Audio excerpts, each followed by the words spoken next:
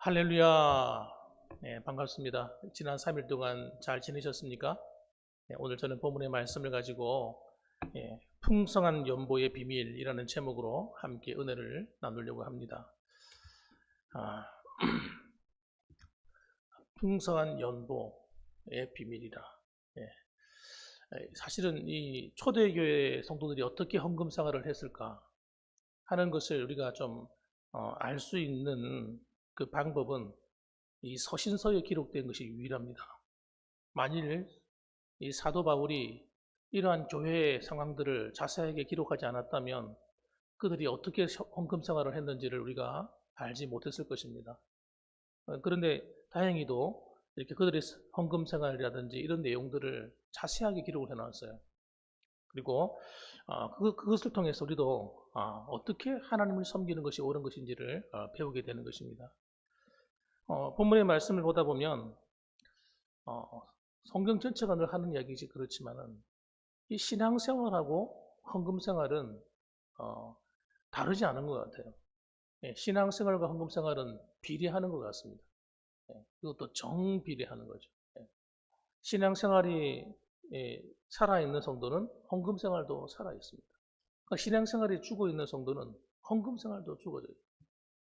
그건 어쩔 수 없는 겁니다. 왜냐하면 마태복음 2장 61절 말씀에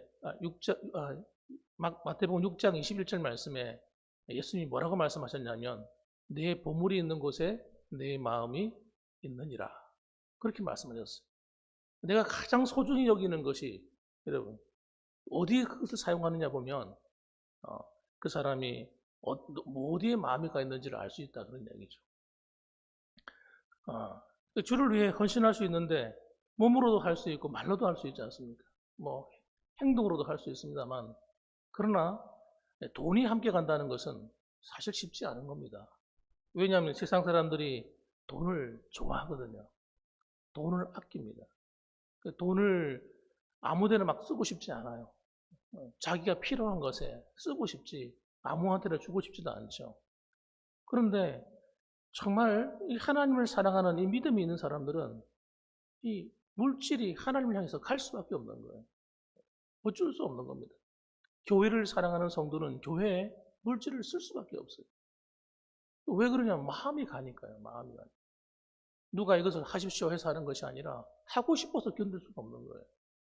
그런 사람을 어떻게 막겠습니까? 아무도 막을 수가 없죠. 오늘 우리가 사랑하는 이 사도 바울이 그가 기록한 글들을 읽다 보면 교회가 그런 교회가 있다니까요. 어떤 교회들이냐? 바로 마게도냐 교회들이 그렇습니다. 우리 1절 말씀 같이 한번 읽어보겠습니다. 우리 1절 말씀 같이 읽으십시다. 형제들아 하나님께서 마게도냐 교회들에게 주신 은혜를 우리가 너희에게 알리노니 그렇게 말씀하고 있어요. 형제들아. 이 형제들아가 누굴까요? 고린도 교회죠. 고린도 교회. 고린도 교회에게 하나님께서 마게도냐 교회들에게 주신 은혜를 우리가 너에게 알린다. 그럼 마게도냐 교회가 어떤 은혜를 입었는가 이거죠. 그걸 알리고 싶다는 거예요. 신앙생활의 기초는 이 복음을 바르게 깨닫는 데부터 출발합니다. 복음을 깨달아서 하나님의 은혜를 알게 되고 그러면서 점점 신앙이 성숙해 가기 시작하죠. 자라가기 시작합니다. 여러분 신앙이 자라가게 되면 반드시 일어나는 변화가 뭐냐? 그 은혜 받은 것을 갚고자 한다는 거예요. 갖고 싶은 거예요. 어떻게 하면 내가 주를 위해 살까? 어떻게 해야 내 주님을 기쁘시게 할까? 이런 희한한 마음들이 생겨나는 거예요. 누가 그걸 그렇게 하라고 말하는 것도 아닌데 그냥 그렇게 살고 싶은 거예요. 시간을 드리고 싶고 또 내가 헌신하고 싶고 물질도 드리고 싶고 그런 것이죠. 저도 청년 시절에 하나 은혜를 받고 나니까 그 당시에 제가 뭐 돈도 없고 그러다 보니까 하나님께 드릴 게 없더라고요. 그럴 때 제가 하나님 앞에 늘 기도했던 내용이 뭐냐면 성가대에 앉아가지고 하나님 제가 헌금하는데 헌금을 많이 드릴 수 없는데 하나님 헌금 시간마다 기도하는 거예요. 하나님 제 몸을 드립니다. 제 마음을 드립니다. 그렇게 하나님께 기도를 했는데 제가 목사가 될 줄 어떻게 알았겠어요. 네. 저보다 훌륭한 사람들이 너무 많은데 그런 분들이 목사가 돼야 되는데 하나님 앞에 내가 드리고 싶어서 견딜 수가 없는 거예요. 그런 헌신의 고백이 여러분 하나님을 기쁘시게 하는 것 같습니다. 이 마게도냐 교회가 꼭 그래요. 마게도냐 있는 교회들은 여러분 정말 열악한 교회들이었어요. 큰 교회들이 아니었습니다. 그리고 그 교회들은 엄청난 어려움이 많은 교회였어요. 2절 말씀 보십시오. 환난에 많은 시련이 있었다. 환난에 많은 시련. 여러분 조금 어려운 것을 환난이라고 말하지 않지 않습니까? 좀 힘든 일 만났다가 야 환난 만났네 그러지 않잖아요. 진짜 곧 힘든 일을 만나요. 하나님을 섬기는데 환난이 찾아오는 거예요. 믿음으로 살고자 하니까 막 마치 태풍이 불어오듯이 쓰나미가 몰려오듯이 막 그런 어려운 일들이 막 교회에 닥치는 거예요. 그런데 그런 시련 가운데서 그들이 어떻게 합니까? 넘치는 기쁨으로 신앙생활을 했다는 거예요. 넘치는 기쁨. 그냥 기쁨이 조금 넘친 게 아니라 있었던 것이 아니라 정말 기쁨이 흘러 넘치는 즐거워서 기뻐서 행복해서 막 하나님 앞에 신앙생활을 했다는 거예요. 그리고 극심한 가난. 가난이 조금 어렵다고 그래서 극심하다고 말하지 않지 않습니까? 정말 힘들고 어려운 거. 왜? 그 당시에 모든 문화나 환경이 여러분 예수 그리스도에 대해서 반대하고 있었단 말입니다. 그러니까 예수 믿는다 그러면요 좋은 직장도 안 주는 거예요. 그러니까 어떻게 해요? 신앙 지키기 위해서는 좋은 직장을 가질 수가 없는 거예요. 그러니까 어떻게 합니까? 어쩔 수 없이 좀 정말 고생하는 직장을 택할 수밖에 없는 거죠. 오늘날도 여러분 많은 성도들 가운데서 정말 신앙이 있는 성도들은 좋은 직장 갈 수 있는 그런 기회도 있지만 주의를 지키기 위해서 그런 직장을 포기하는 성도들이 있어요. 그건 여러분 그의 믿음인 거죠. 그래서 여러분 그가 어려움을 좀 어렵게 사는 것은 그렇게 대수롭지 않은 거예요. 왜? 주를 위해서 내가 기꺼이 그렇게 산다고 생각하기 때문에. 이렇게 여러분 넘치는 기쁨과 그런 즐거움으로 살고 뿐만 아니라 어떤 이렇게 합니까? 그들이 풍성한 연보를 넘치도록 했다는 거예요. 풍성한 연보. 이 풍성한 연보라고 하는 것은 여러분 이 하나님께 드리는 헌금을 말하는 건데 이 헌금을 어떻게 해요? 자기들도 먹고 살기 힘든데 자기들도 어려운데 하나님을 위해서 교회를 위해서 어려움 당한 사람들을 위해서 자신의 그 옥합을 깨트렸다는 거예요. 귀한 것들을 깨트려가지고 헌신하는 거예요. 정말 여러분 그래서 저는 이렇게 생각해요. 하나님께 이 헌신하고 하나님께 헌금을 하는 것은 그것이 바로 그 사람의 믿음이라고 생각합니다. 하나님께 이름 드린다는 게 쉽지 않잖아요. 말은 쉽죠. 말은 드린다는 건 쉽지만 정말 쉽지 않습니다. 하나님께 11조를 정확하게 합니다. 이 말은 쉬운데 쉽지 않다니까. 하나님께 헌금하는데요. 뭐 11조 같은 경우도 뭐 100만 원 받아가지고 10만 원 헌금하기는 정말 쉽거든요. 그렇지 않습니까? 200만 원 받아가 20만 원 11조 하는 것도 쉬워요. 그런데 1000만 원 벌어가지고 100만 원 헌금하는 거예요. 11조를. 이게 쉽습니까? 그래서 어떤 사람은 1억을 벌어, 1년에. 1억을 버는데 1억에서 11조가 얼마예요? 1000만 원이잖아요. 1000만 원을 11조에 하는 거예요. 이 쉽습니까? 믿음이 없이는 할 수 없다니까요. 믿음이 없이. 제가 청년들에게 그런 얘기를 해줬어요. 너희들이 하나님께 축복을 받으려면 물질관이 분명해야 된다. 물질에 휘둘리면 하나님이 너희들을 절대 많은 돈을 줄 수가 없다. 너희들에게 물질을 맡겨서 너희들도 흡족하게 살 뿐만 아니라 그 물질을 흘려보내서 어려운 사람을 돕고 어려운 교회를 돕고 또 선교사를 돕고 복음을 위해 살아야 되는데 너희들이 그런 역할을 해야 되는데 너희들이 만약에 물질을 가지고 아까워가지고 벌벌 떨고 있으면 하나님이 어떻게 너희들에게 수십억을 맡길 수가 있겠느냐? 어떻게 100억을 맡길 수 있겠느냐? 너희들 지금부터라도 헌금할 때 11조를 똑바로 해라. 그래서 제가 그런 이야기를 한 적이 있었어요. 그러면서 설명했습니다. 너희들이 지금 현재 받고 있는 월급이 기껏 해봤자 한 2, 300 받고 있는데 한 달에 2, 300 버는데 거기서 11조 똑바로 해야 된다. 11조 똑바로 해야 된다. 그럼 하나님께서 너희들 축복하시면 너희들이 11조를 100만 원 할 수 있게 도와줄 수 있을 거 아니에요. 100만 원 11조를 하려면 1000만 원을 벌어야 되는 거거든요. 그럼 1000만 원 벌어가지고 돈이 아깝다고 100만 원은 11조를 안 하는 거예요. 그러면 안 된다는 거예요.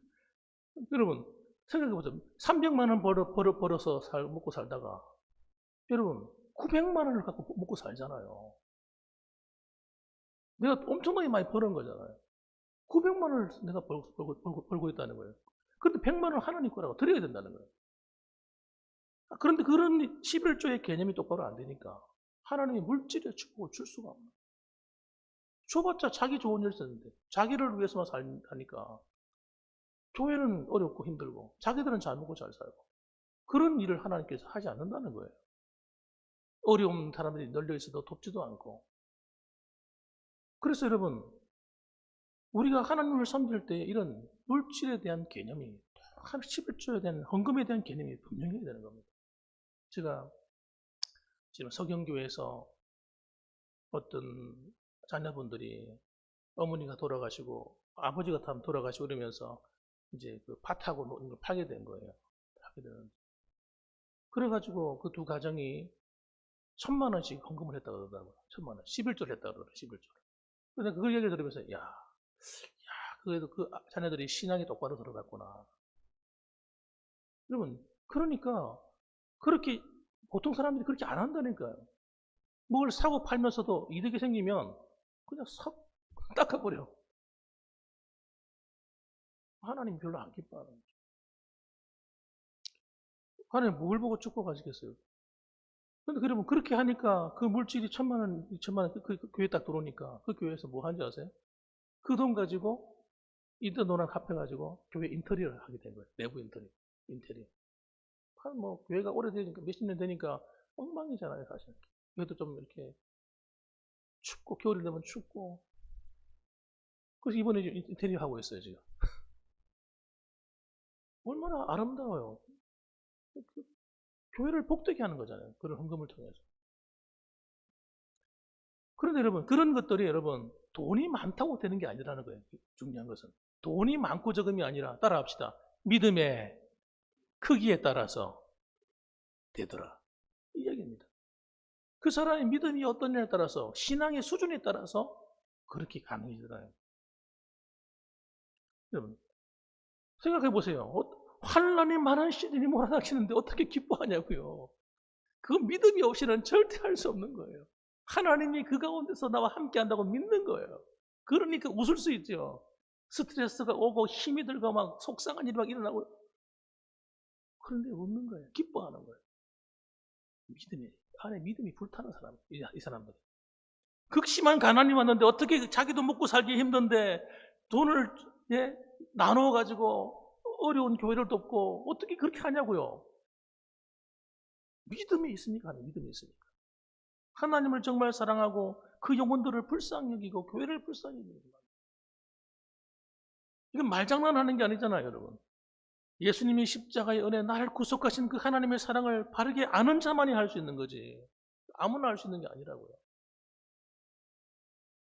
그래서 이런 사람들은 핍박이 와도 두려워하지 않아요. 주를 위해 섬기다가 힘든 일이 와도 낙심하지 않습니다. 왜? 하나님께 하고 있는 건데 내가 지금 하나님께 하고 있고 하나님 내 상을 내가 하나님께 받을 건데 설령 하나님이 나를 알아주지 않는다 할지라도 나는 감사해서 하는 거야. 그러고 하는 거잖아요. 흔들리지 않는 거죠. 그러면 두 번째로는 교회와 성도를 섬기는 일에 참여하기를 간절히 구했습니다. 이 사람들. 이분들은 적극적인 신앙을 갖고 있어요. 정말 은혜 받은 사람의 특징이 뭔지 아십니까? 뒤로 안 물러섭니다. 어려운 일이 왔다고 뒤로 안 물러서. 어려운 일이 올수록 앞을 향해 달려가는 거예요. 네. 환란이 오몰아치는데도 불구하고 뒤로 물러가는 것이 아니라 에이 예수 못 믿겠어 그러는 게 아니라 하나님이 그럼에도 불구하고 나와 함께 하시오 하고 앞으로 나가는 거예요. 그런 교회를, 그런 성도를 사탄이 어떻게 하겠습니까? 함부로 건드릴 수 없는 거예요. 건드릴수록 더 열심히 일하니까, 건드릴수록 더 은혜 받으니까, 건드릴수록 더 성령 충만하니까 이 건드리면 안 되겠구나. 마귀가 손들어 버리는 거예요. 마게도냐 교회가 그런 교회들이었습니다. 한번 보십시다. 3절과 4절, 5절 말씀인데 제가 읽어볼게요. 내가 증언하노니 그들이 힘대로 할 뿐 아니라 힘에 지나도록 자원하여 이렇게 말해요. 내가 증언한다. 법정에서 증언하는 것처럼 내가 사실을 있는 대로 그대로 전한다는 거예요. 그 마게도냐 성도들이 힘대로 한다는 거예요. 자기들도 어려운데 힘대로 주를 헌신한다는 거예요. 그것도 뭐 하라고 시킨 것이 아니라는 거예요. 너 이거 해, 너 저거 해. 그런 게 아니라 자원해가지고 알아서 한다, 알아서. 이 은혜와 성도 섬기는 일에 참여함에 대하여 우리에게 간절히 구하니, 사도 바울이 그 교회들에게 헌금하라고 말할 수 있었겠습니까? 제가 볼 때는 말하지 못했을 거예요.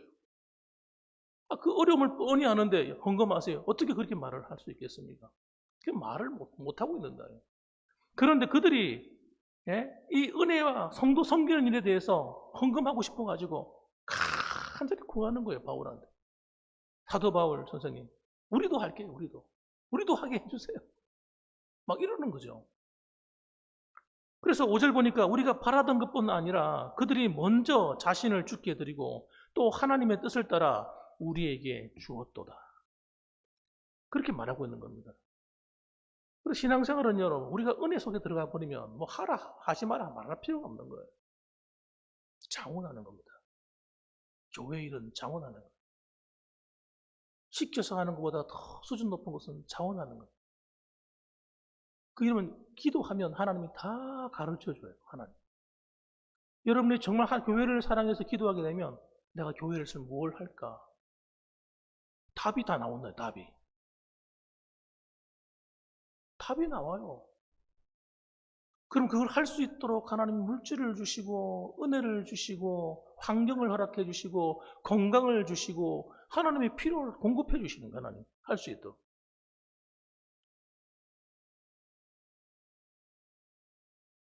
결국은 여러분 이 디도를 통해서 하나님께서 이 고린도 교회에도 그런 일이 사실 있었습니다.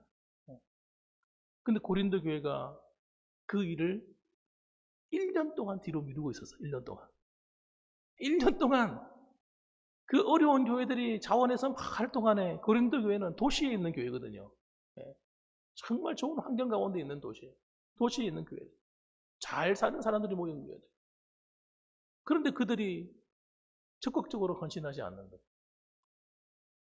그래서 오늘 이 글을 쓰고 있는 겁니다. 그래서 7절 말씀을 통해서 이 은혜도 풍성하게 너희들도 하라는 거예요. 너희들도 이 자동차내라. 사도 바울은 이 권면이 명령이 되지 않기를 바랐습니다. 왜냐하면 명령에 순종하는 것, 사실 명령에 순종하는 것도 좋지만 이왕이면 자발적인 헌신이 더 아름답기 때문에 그런 거예요. 교회 일은 여러분 자발적인 게 좋습니다. 그래서 서로 사랑하는 한 믿음의 형제임을 서로가 증명하길 바랬던 거죠.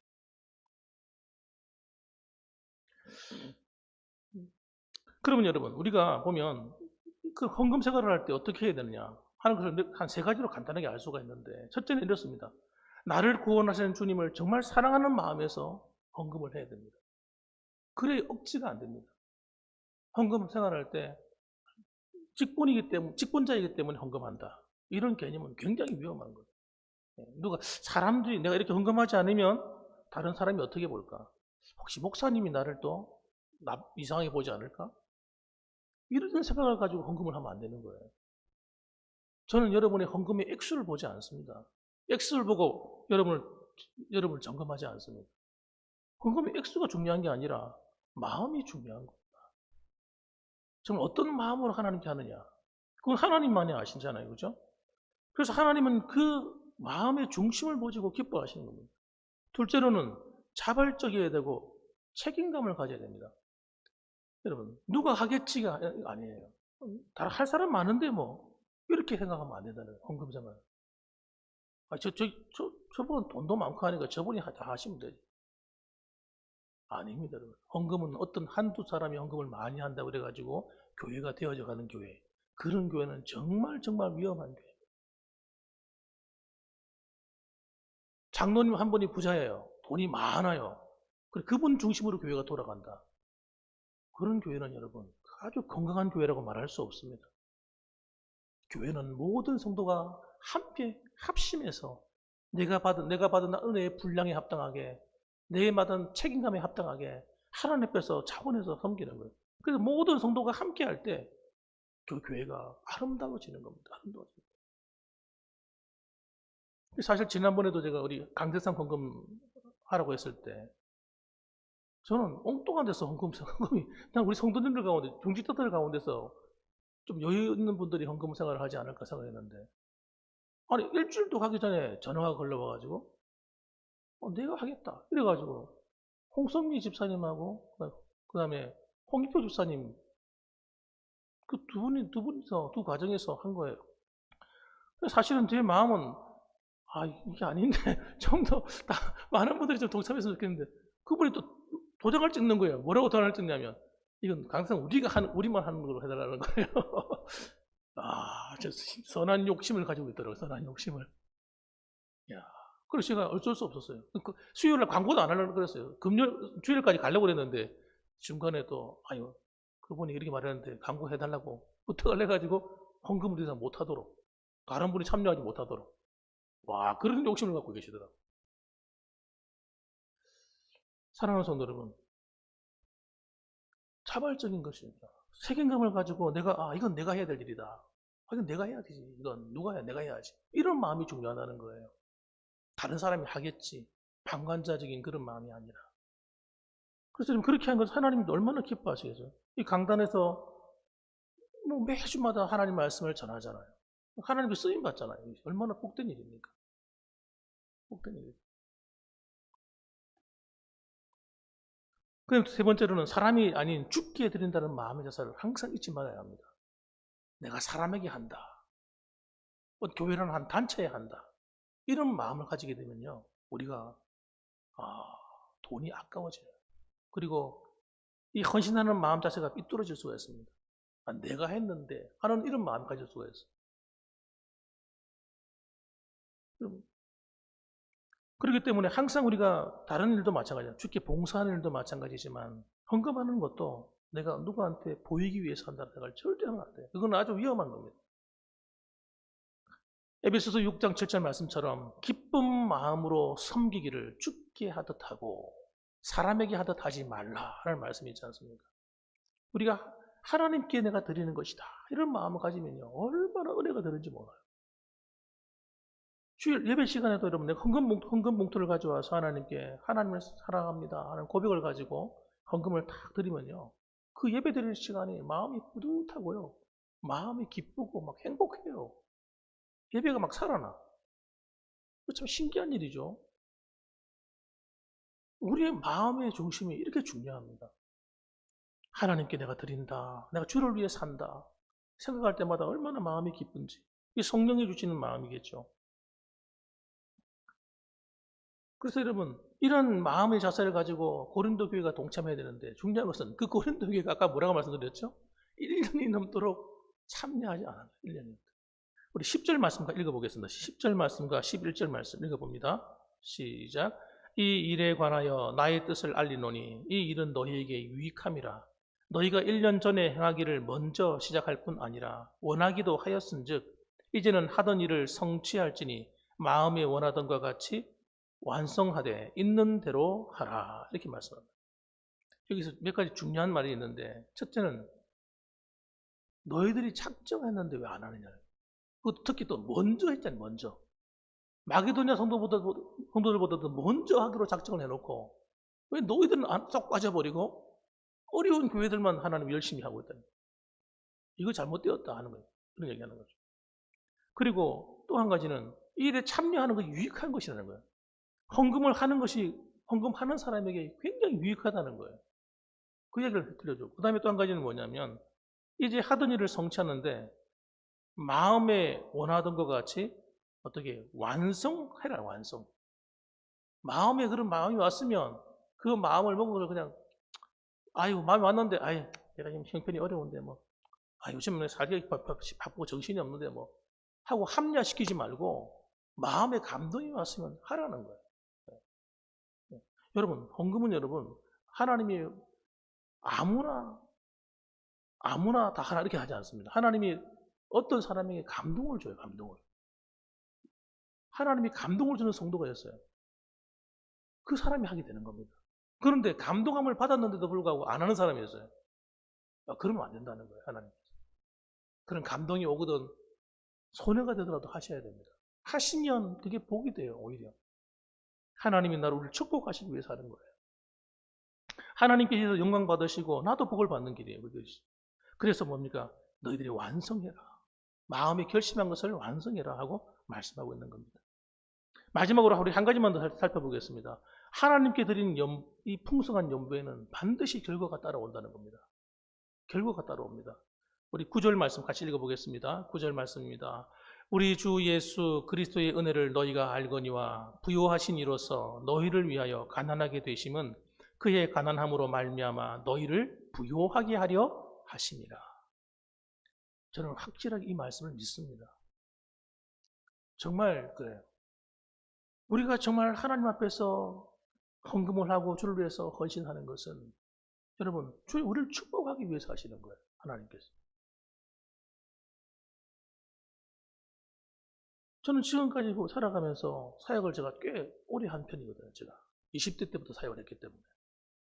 사역을 했는데 많은 성도님들을 봤잖아요. 그런데 성도들이요. 희한한 것은 처음에 시작할 때는 전부 다 어렵게 출발해요. 은혜 받아가지고 어렵게 출발하는데 하나님이 그들을 보면 틀림없이 저 사람들은 집을 살 형편이 안 되는데 집을 사게 되고 경제적으로 어려운 가운데 살던 사람이 경제가 부유하게 되고 삶이 점점 나아지더라고요. 삶이 가난해지는 경우는 내가 거의 많이 본 적이 없습니다. 주를 위해서 열심히 충성하고 하나님을 섬기는 가정들이 가난해지는 걸 별로 본 적이 없어요. 믿음대로 똑바로 안 살고 자기 마음대로 생각하고 이런 사람들이 문제지 정말 신앙생활 똑바로 하는 성도들은 보면 틀림없이 어려운 가운데 있는데 벗어날 구멍이 없어 보이는데 어떻게 된 건지 하나님께서 잘 되게 만들고 점점 잘 되더라고요. 왜? 그분이 목적이 그런 거예요. 그분이 이 땅에 오셔서 십자가에서 죽으시고 그분이 이 땅에 오셔서 스스로가 가난한 자가 되신 것은 여러분 우리를 구원해서 하나님의 자녀로 만드실 뿐만 아니라 여러분 가난의 저주에서도 해방해 주시기 위해서라는 거예요. 그런데 그 가난의 저주에 해방되는 것이 여러분 내 거 움켜쥐고 나밖에 모르는 이런 신앙의 사람을 안 준다는 거예요. 나눠야 돼요. 흩어주고 나누어주고 구제하고 남을 위해 쓰려고 하는 그런 성도들에게 이 말씀이 성취돼 간다는 거예요. 그리고 얼마나 놀라운 말씀이에요. 예수님은 우리를 가난하게 하시는 분이 아니세요. 우리를 불행하게 만드시는 분이 아니세요. 우리를 막 낮추고 억압하시는 분이 아니시고 여러분 우리를 막 압제하시는 그런 왕이 아니세요. 우리가 잘 되길 바라시고 여러분의 가정이 여러분의 자녀들이 부유하길 바라시고 하나님께서 여러분 하나님의 뜻대로 살아감으로 말미암아 여러분의 가정과 환경 속에 어둠이 물러가고 연약함이 물러가고 가난의 세력이 물러가고 병듦이 물러가고 하나님의 은혜로 채워지고 온전해지길 원하시는 줄 믿으시길 주님의 이름으로 축원합니다. 그렇단 말씀이죠. 그래서 주님께서 우리에게 이런 헌금 생활도 잘하라고 말씀하는 겁니다. 잠언서서 11장 25절 말씀 보면 이렇게 말합니다. 구제를 좋아하는 자는 풍족하여질 것이요 남을 윤택하게 하는 자는 자기도 윤택하여지리라. 그래서 제일 안타까운 사람이 어렵다고 남을 안 돕는 사람이에요. 어렵다고 돈을 딱 옮겨주고 남을 안 도와주면 하나님이 내게 줄 축복을 내가 잃어버리는 거예요. 성경은 뭐라고 말합니까? 구제를 좋아하는 자는 어떻게 된다고요? 풍족하여질 것이. 남을 윤택하게 하는 자는 자기도 윤택하여지리라. 기가 막힌 말씀 아닙니까? 시편 112편 5절에 보면 은혜를 베풀며 꾸어주는 자는 잘 되나니 그 일을 정의로 행하리로다. 정의, 옳은 것으로 행하라는 거예요. 은혜를 베풀며 꾸어주는 자는 잘 된다는 거예요. 때로는 속기도 하고 때로는 억울한 소리를 듣기도 하죠. 선한 일을 하는데 때로는 그런 소리를 듣는다니까요. 그럼에도 불구하고 내 안 해 이러지 말고 한번 해보자. 끝까지 하나님이 알아주시면 되지 하고 나가면 하나님께서 어떻게 해요? 잘 만듭니다. 잠언서 11장 24절에도 말합니다. 흩어 구제하여도 더욱 부하게 되는 일이 있나니 과다히 아껴도 가난하게 될 뿐이니 이런 말씀이죠. 그러니까 흩어 구제하여도 자꾸 나누는데 더 부하게 되는 그런 일이 있다는 거예요. 그래서 여러분이 이 주님을 위해서 또 이웃을 위해서 나누고 섬기는 이 물질 생활은 여러분을 사실은 하나님을 위한 것이지만, 교회를 위한 것이고 이웃을 위한 것이지만, 사실은 여러분들을 복되게 하고 여러분의 자녀들을 축복하는 길이라는 사실을 여러분 잊지 마시기 바랍니다. 그래서 오늘도 여러분 하나님이 기뻐하시는 그런 연보 생활이 되시기를 주님의 이름으로 축원합니다. 아멘. 기도하겠습니다.